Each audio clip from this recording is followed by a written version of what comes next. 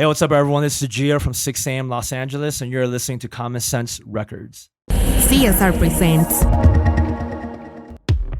Un episodio más de Common Sense Records Presents en coproducción con Warp y por supuesto también con una salida en cadena nacional en México a través de WFM en W Radio. Soy Alejandro Franco y estoy muy contento de tener en esta ocasión a un muy buen amigo. La verdad es que nos hicimos buenos amigos en un momento en el que no sabíamos que el mundo iba a cambiar tanto. Ya prácticamente hace 4 o más años estamos grabando esto a mediados del año 2023, en el mes de julio, y efectivamente en el 2019, pues yo empecé a buscar quién estaba haciendo Techno y escena underground en Los Ángeles, y lo primero que me encontré fue el nombre de la plataforma, compañía que tiene Gia en LA, que se llama 6 a.m., donde hacen una fiesta que se llama Work, y además donde se relacionan con otras promotoras y en donde pues de alguna manera han generado un ecosistema muy poderoso y muy importante, no solo para Los Ángeles, sino para la Unión Americana. I was telling the audience, Gia, welcome to the show. I was telling them about when we met like 4 years ago, and the first time that I knew about you guys, I was in LA and I was searching for, you know, like the best techno party, underground parties, and of course 6 a.m. popped up immediately. And I did some research, and then I met Marco, and Yes. then we invited you to play here in Mexico, and it was amazing, like an instant connection. Yes, absolutely. And, you know, I just made an Instagram post earlier today that I pretty much fell in love with the city the moment I got in and got here. So the hospitality, the culture, the food, the people, and now the techno movement that you're starting, it's bringing me back. And thank you so much for inviting me back again. Yeah, well, you know, it was funny because I actually just found out that you play basketball too and stuff.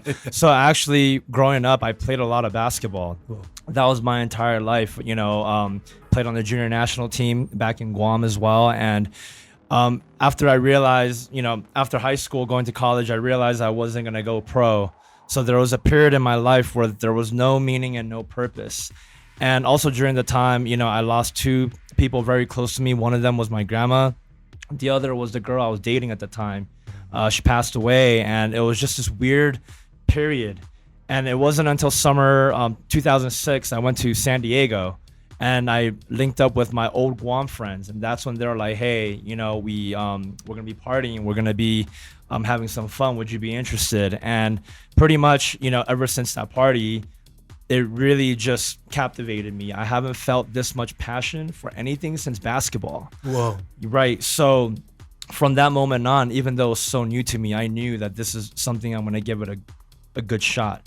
Now with techno and underground music, I went through a journey because I started off with trance, and then I went to electro house, from electro house to tech house, and then from tech house eventually to techno. So, you know, I went through my journey, but ultimately discovering drum cell and truncate, the old Droid Behavior, the current Observe team, they really opened my world into techno, into underground. And ever since I discovered them around 2012, their 10-year anniversary party, I never looked back, and I finally found that sound. So that, you know, and I guess this is pretty much the story on a high Cliff Note version. When was this, and when did you start it, and how did 6 a.m. started? Yeah, so it started when I was in San Diego. I wanted to be a DJ. During the time, every DJ, like if you look at the flyer, everyone had like an affiliation, Yeah. right? And for whatever reason, you know, I thought maybe a lot of people were ignoring me because I wasn't part of anything. And even when I did reach out on DMs on MySpace back in the day, people just ignored me and stuff. So, you know, I decided to just start something on my own. Wow. And it was, again, not knowing what I was even doing. But I love the name 6 a.m. only because during the time I worked in the financial world. Okay. So I had to be in at work by 6:30. You know, I had to wake up really early. But during the weekends, you know, we're going That's the past, time that you were ending. right, exactly, or actually continuing the after party. Yeah. And you know, if you look at a clock on in a traditional way, you know, it's it symbolizes balance. Totally. And so that was really how the brand got started. And since then, you know, I've been just kind of like learning and growing with the brand because, you know, again, there is no instruction manual. There's no school back then on like how to become an electronic music DJ or promoter. So every step of the way was just learning, researching, understanding who are the players, what's the music, what's the sound, and then eventually just, I guess, not being scared and just going out there and putting yourself out. Thinking back, you know, I think my approach is also very cringe and stuff because I'm so passionate, but I was so young that I didn't really know how to approach it. So, you know, I think my passion was like really, really high. And so that can come off as too intense for some people. So, but yeah, ultimately, you know, I think that's what's driving this thing forward. And it wasn't until maybe year 5 or year 6 that we got into a lot of club promotions. And then from there, met a lot of people and then eventually landed some of the residency gigs and stuff. So it's been an amazing journey so far. And yeah, I'm looking forward to continue building this. Yeah, so, you know, I started doing my own parties in 2014. So prior to that, I was mainly just promoting for other clubs. And it was really during that experience that kind of, you know, got us to realize how difficult this thing is. In 2015, we got our first partnership with Incognito. So that was really the jump start. With my personality, I'm always trying to figure things out, learn, grow, and get better. So, you know, I would say starting 2015 when we did our first warehouse party, it was with Joel Mole. I know he recently played with you guys. Yes. And it was a magical night. And from there, I realized that, you know, it didn't make sense to go back to the clubs because the deals didn't work. And so ever since then, we just decided to go a little bit deeper. Now in 2017, there's a guy named Marco, who's my current business partner in all the events We that send him do. a lot of love. Absolutely. You know, and he came in and really, you know, convinced me to be like, hey, you know, you have built this platform. We have all these database and all that, like the scene is here. Why don't we push a little bit harder? And during the time, we were also going through some struggles with the company. We just lost some money at a music festival in Guam. So I was very risk averse. I didn't want to like do anything too risky. So he was the one that kind of unlocked my mindset. As like, no, like, Let's do it. let's Actually, do it. this is the perfect time, right? Exactly. So, you know, I would say the pinnacle point for us in terms of doing warehouse parties to the level that you're seeing today, it really started in 2017 because when he joined in, I said, I can't do this by myself. I mean, it's just crazy in terms of like the operations, the hospitalities, the artist bookings, and running the show and operating, and even some nights I DJ as well. So it's really a lot. And, you know, we always had the intention of this is going to be bigger than us. You know, it's not just about us, but there's people that want to be part of this thing that we're building. And therefore, you know, building a team around that and really showing them that this is not just a party. Like, yes, we are throwing a party, but we are here to work.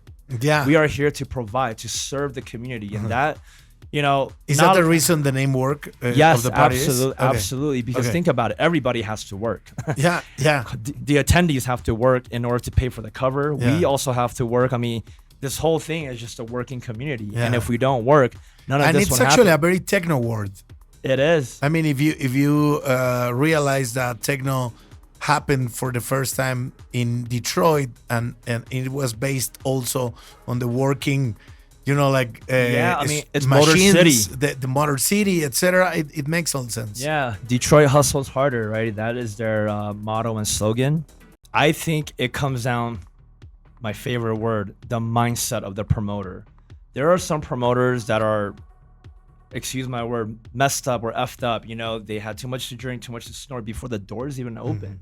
They see this as like, you know, I'm throwing this party, so therefore I need to party. Yeah, too. they're a party by themselves. Exactly. And when they're not in the mindset to serve the community, to serve the people, and to actually remove themselves from the equation, right? That is when it gets really, really difficult because you're trying to juggle two things at once. You're trying to party, but you're also trying to work and throw an event. And, you know, obviously when you go with the mentality of more of a party boy or as a party person going into your own parties, that's when bad things happen. Yeah. And stuff, right? Artists aren't taken care of. Production, sound, the vibe. is not being taken care of, right? There are things that need to be handled. The promoter's gone, or it's just So fucked nowhere to up. be seen, right?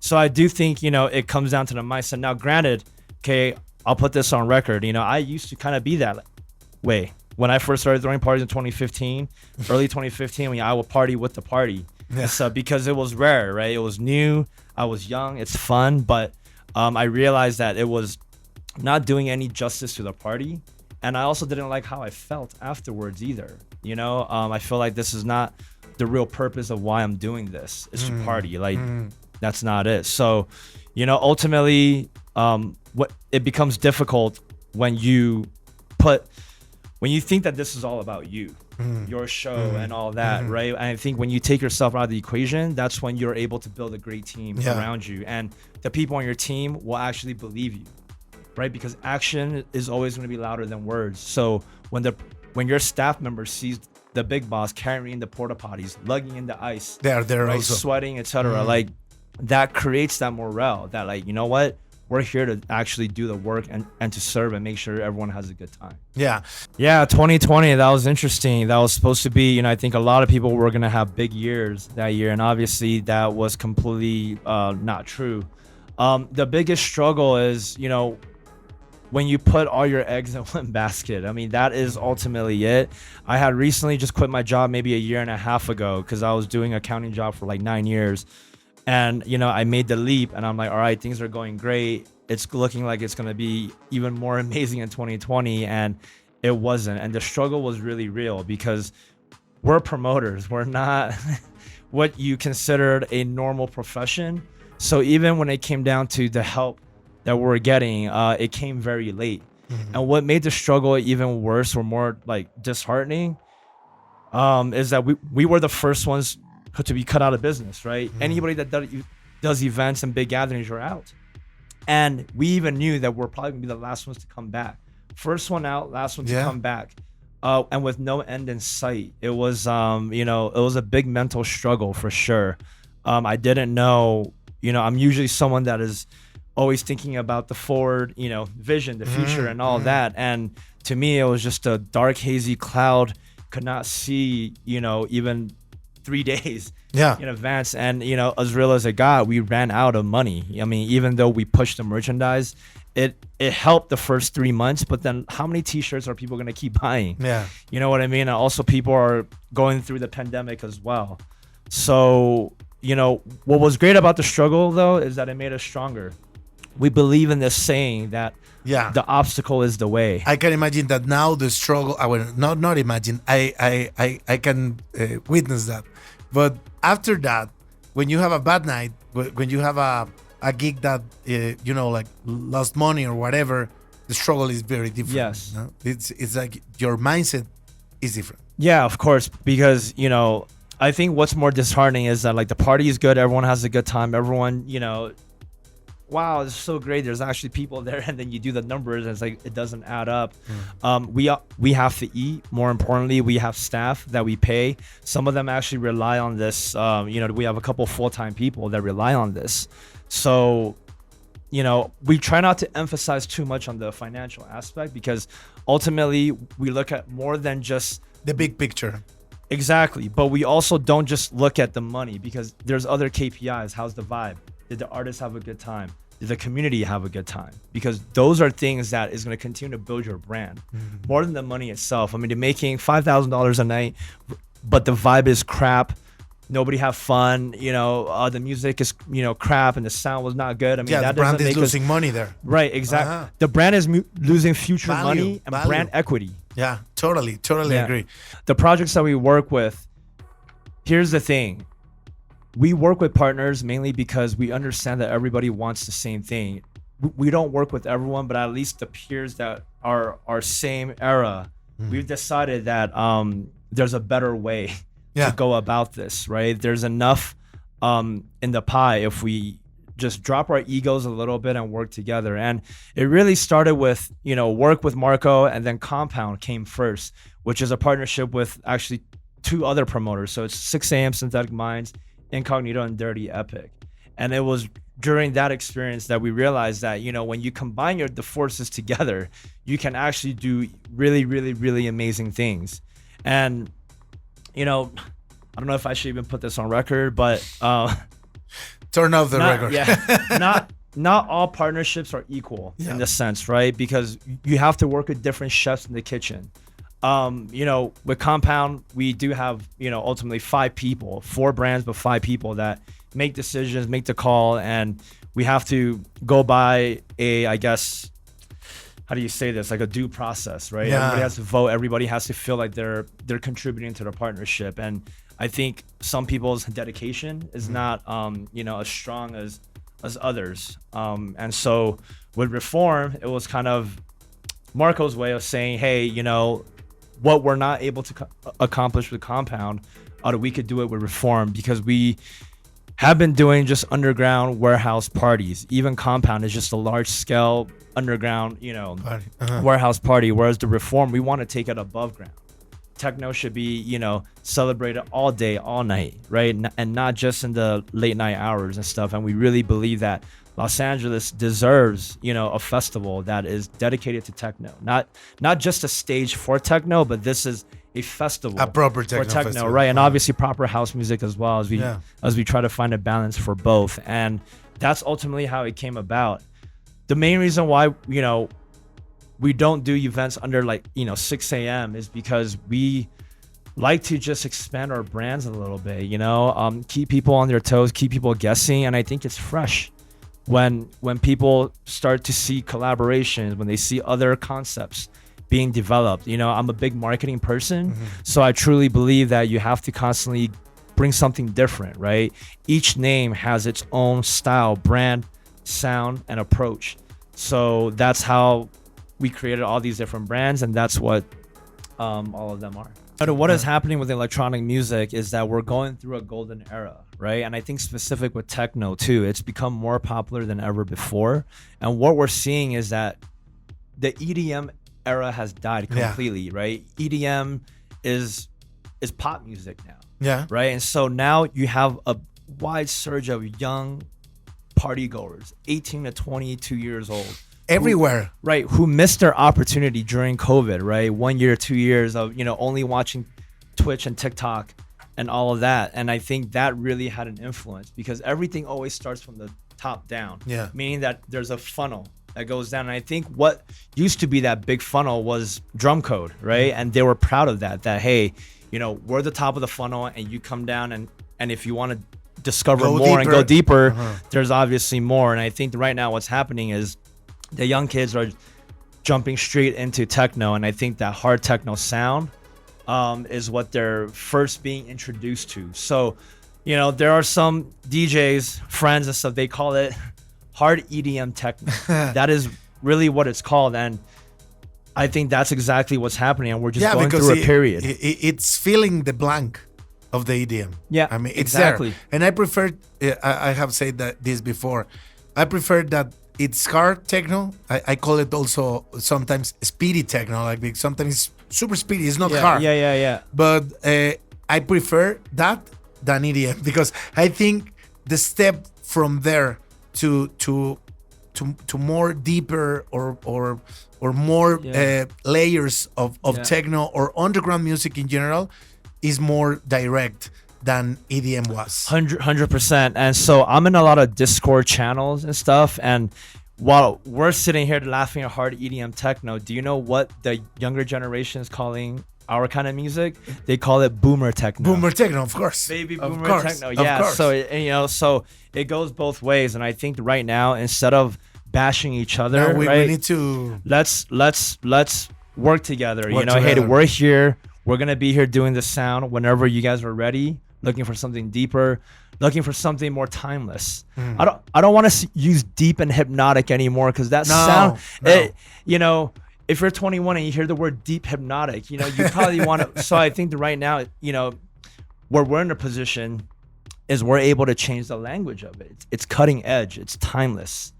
It's raw techno. It's real. Yeah. And I think, you know, once we kind of use that angle to get the younger generation like, oh, okay, well, those are terms that and you can see them. You can see these kids I mean, if you have a 500 people party with these kids dancing and jumping the whole night, you can notice how it's going to be a fashion thing for some of them, the majority probably, but you can notice who wants more. Of course. Because they are there. We were there sometimes. Absolutely. Yeah. And with anything this big, you're always going to get 2 sides or even 3 sides of the scene. Yeah. So, yeah, I mean, but all in all, it's a very exciting period. Very exciting period, yeah. For techno, yeah.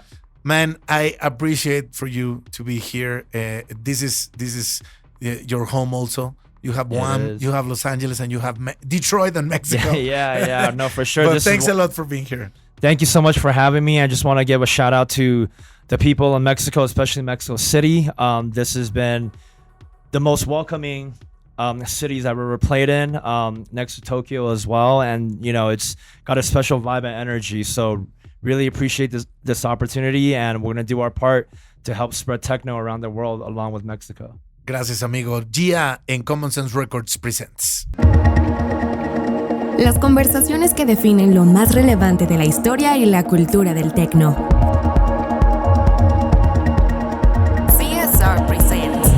CSR Presents. Una producción de Warp y Common Sense Records.